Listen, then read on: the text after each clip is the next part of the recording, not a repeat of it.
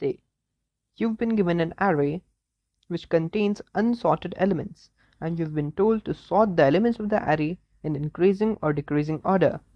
You can use the selection sort algorithm for this, which arranges the elements in increasing or decreasing order.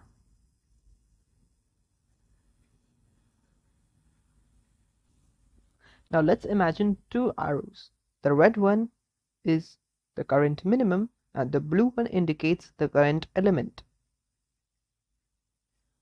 We keep the current minimum as the first element in the array and progress the length of the remaining array to find the smallest element in that part of the array, all the while updating the current minimum.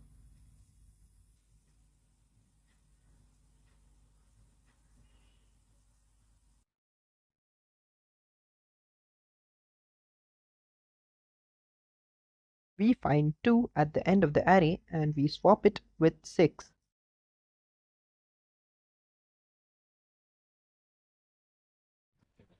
We now keep the current minimum at the second element, which is 11, and progress the length of the array to find the smallest element in that part of the array.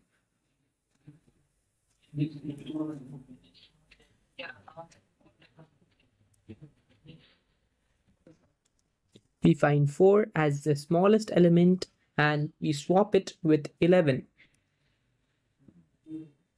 We now keep the current minimum at the third element, which is 11, and progress the length of the array to find the smallest element in that part of the array.